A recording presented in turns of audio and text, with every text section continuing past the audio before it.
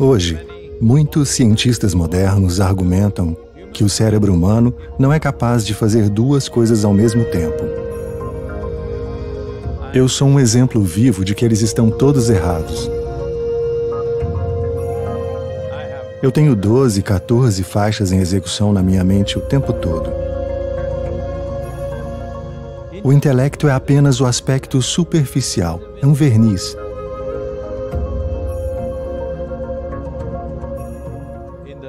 No imenso volume de inteligência que nos torna quem somos.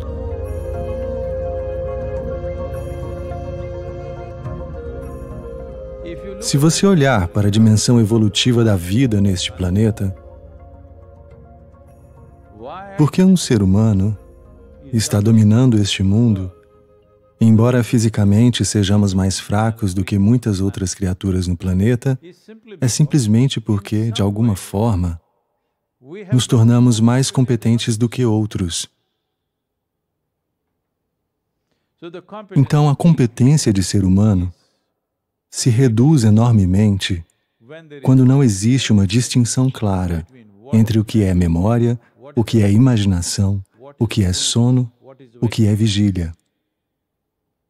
Existem 5 pontos principais de receptividade na mente de uma pessoa. Estes são centros de memória, centros de imaginação, centros de percepção correta, centros de perversão e centros de sono. Se você praticar yoga clássica, essas 5 dimensões serão distintamente separadas em sua experiência. Se não for separado, o que acontece com você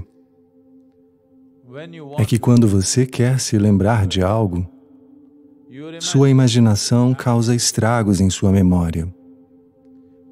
Quando você quer imaginar algo, sua memória o restringirá de uma dimensão realmente apropriada da imaginação. Quando você quiser dormir, você terá sonhos. Quando você quiser ficar acordado, você adormecerá.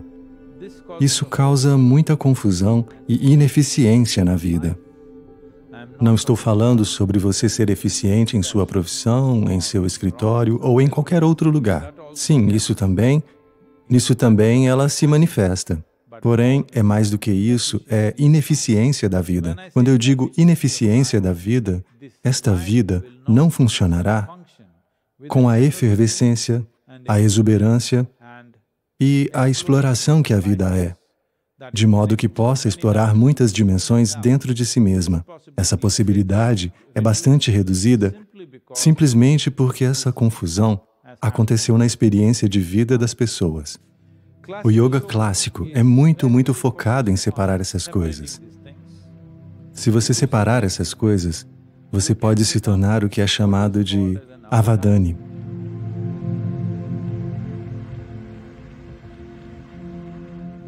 Nos tempos antigos existiam muitas pessoas, hoje existem algumas. Algumas delas são chamadas de Ashtavadanis, o que significa que elas têm 8 tipos, 8 capacidades que são, em um único momento, em um determinado momento, elas conseguem desempenhar 8 ações diferentes. Tipo, elas conseguem compor poesia. Ao mesmo tempo, elas conseguem resolver um problema matemático muito complexo. Ao mesmo tempo, elas conseguem cheirar perfumes e decidir qual é qual. Ao mesmo tempo, elas conseguem provar muitas coisas e dizer tudo o que tem que dizer sobre aquilo. Ao mesmo tempo, elas conseguem fazer muitas coisas, como aquelas relacionadas a todos os 5 sentidos: visão, audição, olfato, paladar e tato. Elas conseguem desempenhar muitas ações ao mesmo tempo. Se você consegue desempenhar 8 tipos de ações, você é chamado de Ashta-avadani. Se você consegue desempenhar 10 tipos de ações, você é chamado de Dasha-avadani. Se você consegue fazer 100 tipos de ações, você é chamado de Shata-avadani. Se você consegue fazer 1000 tipos de ações, você é chamado de Sahasra-avadani. Sahasra-avadanis têm sido muito raros. As pessoas dizem que Agastya Muni era um Sahasra-avadani, o que significa que ele conseguia fazer 1008 coisas ao mesmo tempo. Portanto, esses avadanis não são apenas lendas. Existiram muitos no passado que são incidentes bem registrados. Vidyapati, em Andhra Pradesh, era um Dashavadani. Por meio dele, toda uma cultura de Dashavadanis se desenvolveu no estado de Andhra Pradesh. Ainda hoje, nos vilarejos de Andhra Pradesh, existem Ashtavadanis e Dashavadanis em um bom número. Siddhachandra era um Shatavadani. Ele realizou 100 tipos de ações sob o crivo da corte de Akbar, a corte do imperador Akbar, e foi homenageado por isso e recebeu o título de Shatavadani, porque ele desempenhou 100 funções. E nos tempos modernos, existiram pessoas que desempenharam 100 ações diferentes, como Ravichandra Bai, que era um Gujarati Jain, que é um Shatavadani, Tirukural Rama Kanaga Subramania era Shodasha Avadani, o que significa que ele desempenhou 16 ações por vez. Todos esses incidentes documentados, mas existem muitos outros que vêm de certas tribos que têm feito isso. Costumava ser uma coisa comum na Índia, em que as pessoas chegavam e organizavam uma pequena situação no vilarejo, em que uma centena de pessoas se reuniam e elas desempenhavam muitas ações ao mesmo tempo, o que parecia bastante milagroso. Mas isso é apenas para demonstrar a capacidade da memória humana, porque a memória humana não se limita a expressar a memória da qual estamos falando. Expressar a memória é apenas uma camada fina, o resto é uma dimensão profunda. O nosso corpo carrega 1 trilhão de vezes mais memórias do que você consegue expressar na sua mente.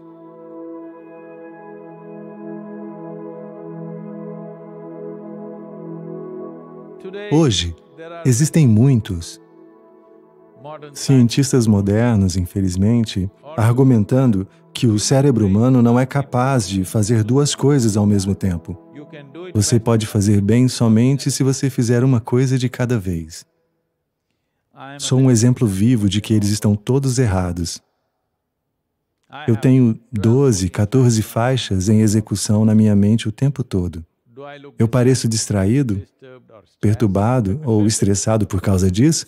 Não. Você pode realizar inúmeras coisas por causa disso. Não é nem mesmo que você tenha que prestar atenção a isso conscientemente. Se você abrir uma determinada faixa e deixar, ela continua por si mesma. Essa é a natureza da inteligência humana.